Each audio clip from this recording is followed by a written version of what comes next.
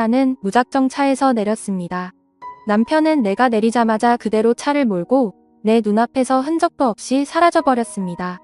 매정한 놈 네 가지랑 결혼한다고 나 좋다고 결혼만 해주면 손에 물 한 방울 안 묻히고 살게 해준다는 그 좋은 배경의 남자들 다 뿌리치고 결혼해줬건만 결혼을 하고 나니 내가 우선이 아니라 시댁이 우선이고 그 중에서도 제사가 최우선인 사람이었습니다. 아무리 조상님이라지만 죽은 사람한테 뭐 그렇게 정성을 들이는지 지 마누라인 살아있는 나한테는 이렇게 개똥처럼 대하면서 말입니다. 웃기지도 않습니다. 서울로 올라가면 당장 이혼이라 생각했습니다. 요놈의 입 요놈의 주댕이 나는 손으로 내 입을 찰싹찰싹 때렸습니다. 오밤중에 낯선 도로에 지갑이나 핸드폰도 없이 몸만 내쫓겨 오고 가도 못하는 신세가 된 것입니다. 아무리 화가 나도 이성적으로 내 핸드폰과 지갑이 들어있는 가방을 가지고 내렸어야 했는데 밤새 걸어서 서울까지 가야 하는 건가 생각하니 내 신세가 처량했습니다. 모든 일의 화근은 내 입에서 시작되었습니다.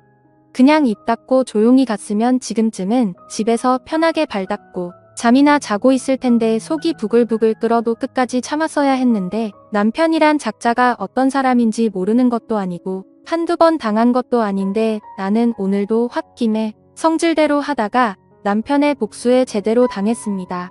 밤이 늦어 도로에 운행하는 차도 없고 길눈이 어두워 여기가 어디쯤인지 얼마나 더 가야 집에 도착할 수 있는지도 모르는 상황에서 남편 욕밖에 안 나왔습니다. 나쁜 놈이 가란다고 진짜 가냐? 싶더군요. 한참을 걷다가 지쳐 길가에 앉아있던 나는 멀리서 반짝이는 불빛을 보고 히치하이킹을 해야겠다고 생각하고는 벌떡 일어났습니다. 10톤 트럭이었습니다. 평소 저런 큰 트럭도 한번 타보고 싶긴 했는데 이런 식으로 타고 싶은 건 아니긴 했는데 그러나 찬밥 더운 밥 가릴 처지가 아니었습니다. 설까 싶었지만 간절한 마음으로 머리 위로 손을 들어 마구 흔들었습니다. 그러나 그 차는 나를 그냥 쌩 지나쳐갔고 이런 나쁜 놈아 너도 내 남편이랑 똑같은 놈이다. 저는 트럭에다 대고 고래고래 소리를 질렀습니다. 끼익 저만 취해서 트럭이 멈춰섰습니다. 설마 나를 태워준다는 건가? 저는 냅다 뛰어 트럭으로 가 차 문을 열고 조수석으로 올라탔습니다. 고맙습니다. 아까 뭐라고 하는 것 같던데 뭐라고 한 거요? 아하하하 아닙니다. 혹시 어디로 가세요? 나는 서울 양천구로 가는데 어디로 가죠? 그럼 가는 길에 저 강남 가는 길 위에 좀 내려주실 수 있을까요? 뭐 서울 들어가면 내려줄 테니 거기선 알아서 가죠. 네, 정말 감사합니다. 근데 핸드폰 지갑 하나도 없어서 돈도 좀 빌려주실 수 있으세요? 뭐 이렇게 없는 게 많고 해달라는 게 많아 배고프니 밥도 사달라고 하지 그래? 사실 춥고 배도 고프긴 한데 히터 먼저 좀 틀어주실 수 있을까요? 참난 밤새 달려야 해서 히터 틀면 졸려서 곤란한데. 전 밖에서 한참 떨었더니 애처로운 눈길로 쳐다보자 트럭 운전사는 그럼 히터 틀고 길가에 한잠 자고 가야겠네. 안 그래도 나도 졸리던 참이었는데. 그렇게 우리는 도로가에 있는 졸음 쉼터에서 트럭을 세우고 트럭 안에서 눈을 감고 잠을 청했습니다. 저는 기분이 싱숭생숭했습니다. 낯설고 좁은 공간에서 외간 남자와 둘이 밀접해 있으니 잠도 오지 않고 가만히 있기가 힘들어 이리 뒤척 저리 뒤척했더니 트럭 운전기사는 실눈을 뜨고 나를 보더니 잠 좀 잡시다 했습니다. 잠이 안 와요. 왜요? 외간 남자랑 있으니 긴장돼서 그런가 봐요. 털끝 하나 손도 안 댈 테니 걱정 마쇼. 그게 더 기분 나빠요. 내가 매력이 없나 싶고. 참차 태워줘. 돈도 줘. 히터 틀어줘. 이제는 그래. 너 이쁘다 얘기까지 해줘야 돼. 이런 대책 없는 사람은 또 처음일세. 또 뭐가 더 필요한지 얘기해봐요. 드러나 봅시다. 그럼 이렇게 해주세요. 트럭 운전기사에게 나는 원하는 걸 얘기했고 기사는 이 여자가 진짜인가 싶어 한참을 생각하는 눈치더니 그럼 넓은 뒷자리로 건너가서 합시다. 새벽녘이 밝아올 때쯤 트럭 안은 히터 덕분인지 내 몸에서 열이 나는 건지 더 이상 춥지 않고 사우나 같이 후끈했습니다. 우리 배고픈데 밥 먹으러 가요. 밥 사달라는 말을 아주 자연스럽게 하네 그려. 호은아는 웃으며 트럭 운전기사의 팔짱을 끼고 휴게소에 들어갔습니다. 휴게소 식당에 마주 앉아 순댓국을 먹으며 트럭 운전기사가 물었습니다. 무슨 일이 있었길래 오밤중에 도로에 있었던 거요? 실은 어제 시댁 제사 다녀오는 길에 남편하고 싸우고 화내며 내렸어요. 그 나쁜 놈은 그냥 가버리고. 이때다 싶어 저는 트럭 운전기사 아저씨에게 자초지종을 설명하기 시작했습니다. 저는 남편과 제사 지내러 시댁인 경주에 내려갔다 서울로 올라오는 길에 차 안에서 신랑에게 싫은 소리를 좀 했습니다. 아무리 종갓집이라도 제사를 한 달에 한 번씩 내려가서 지내는 건 너무 무리 아니야? 내가 집에서 쉬는 것도 아니고 맞벌이하면 적어도 어머니가 장이라도 봐주셔야 하는 거 아니야? 내가 내려가서 요리만 하는 것도 아니고 서울에서 장 봐서 부랴부랴 경주 내려가서 제사상 차렸으면 고생했다 수고했다 한마디라도 해주셔야 하는 거 아니냐고 결혼 전에 미리 얘기했잖아. 우리 집 제사 12번 다달이 있다. 며느리가 너 혼자뿐이니 힘들 텐데 할 수 있겠냐? 못한다고 하면 나도 결혼할 수 없다. 그랬더니 내가 할 수 있다 결혼해달라고 졸라놓고는 이제 와서 누구를 탓해? 그래도 이건 너무하잖아. 시어머니랑 신우 2명 당신까지 모두 도와주면 그렇게 힘들지는 않을 거라며 난 당신 믿고 결혼한 건데 아버님은 당신 데리고 동네 어른들한테 인사시킨다고 데려가 버리고 어머니는 허리 아파서 못한다. 신우들은 여행 갔다. 애 어려서 못 온다. 결국엔 제사상 나 혼자 다 준비하고 차리는 게 한두 번이야? 엄밀히 말하면 나는 당신의 핏줄도 아닌데 내가 왜 그 고생을 해야 하냐고. 나 식모로 부려먹으려고 결혼한 거야?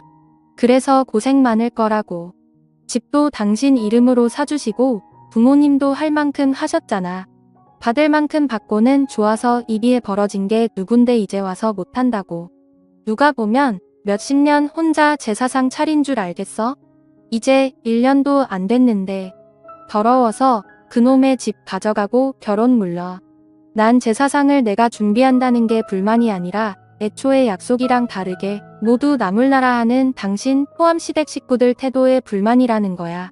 나도 너 이러는 거 질린다. 걸핏하면 결혼 모른다느니 시댁을 우습게 보는 태도며. 이래서 내가 결혼을 안 하려고 했는데 어린 거 너무 티내지 마라. 차 세워나 내릴 거야. 자초지정을 다 들은 트럭 기사는 무슨 말을 하려다가 입을 꼭 다물었습니다. 표정을 보아하니 분명 내가 잘못했네라는 뉘앙스로 한마디 하려다 괜히 참견해서 일 키우고 싶지 않았는지 그냥 그랬구먼 하고 고개만 끄덕이고 말더군요. 분명 이 아저씨는 할 말 안 할 말 구분도 할 줄 알고 역시 연륜이 있으니 사람에 대해 파악하는 것도 빠르고 대처도 잘하는 것 같습니다. 이 아저씨가 뒤로 한 발 물러서니 순간에 제 화를 누그러뜨리는데도 효과가 좋았습니다. 그러니 남편과 달리 부딪히지 않았습니다. 저도 물론 제가 어느 정도 잘못했다는 것도 알고 억지를 부리는 것도 알고 있는데 다 알고 있으면서도 이렇게 물러서니 오히려 제가 좀 멋쩍어지는 느낌이었습니다. 그나저나 저는 아무래도 좋았습니다. 그 아저씨의 외모가 제 이상형과 부합하기도 했고 덕분에 오랜만에 쿵짝 맞는 사람을 만났으니 말입니다. 이런 기회가 흔한 것도 아니고. 혹시 결혼하셨어요? 했지. 애도 벌써 다 커서 지 밥벌이 하는데 사모님이랑 금술은 좋으세요? 우리 마누라하고는 사별한 지 몇 년 됐어. 살아있을 때는 금술이 좋았지. 그러실 것 같아요. 아내분 그릴 때 어떻게 하세요? 뭐 어쩔 수 있나? 죽은 사람이 살아 돌아올 수 있는 것도 아니고. 외로우시겠다. 그럴 땐 저한테 연락 주세요. 허허 참 이 아가씨가. 아니, 아줌마가 당돌하기도 하네. 그래서 싫으세요?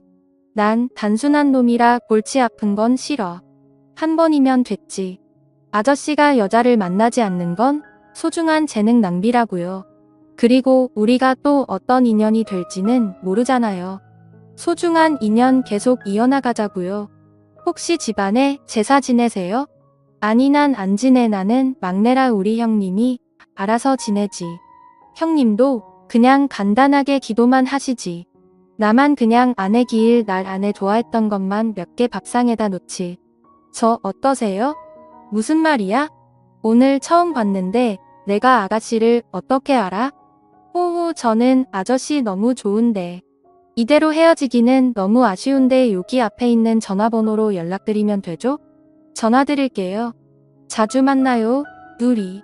트럭에 타고 기사가 시동을 걸고 출발하려고 하자 저는 기사의 손을 잡으며 밥을 먹어서 졸린데 조금만 더 쉬었다 가요. 라고 말했고 트럭은 졸음 쉼터에서 한참을 서 있다 지나가는 차량이 많아지자 그제야 서울로 출발했습니다. 서울로 출발하는 트럭에서 저는 본이 단잠에 빠져들었습니다.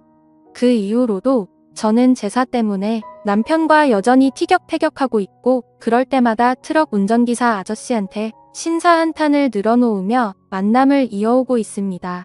남편과는 몇십 년이 지나야 서로 맞춰가고 서로의 의견이 수그러질 것 같은데 그때까지 결혼 생활을 유지할 수 있을지 모르겠어요. 저한테는 오히려 나이 차이가 좀 나면서 배려심 많고 적극적으로 챙겨주는 운전기사 아저씨가 딱이라는 생각도 들고 있고 하루라도 빨리 마음을 정하고 정착을 해야 할 텐데 결정을 내리기 쉽지 않네요. 제가 남은 생을 행복하게 살아가려면 어떤 선택이 현명할까요? 사연을 들어주셔서 감사합니다.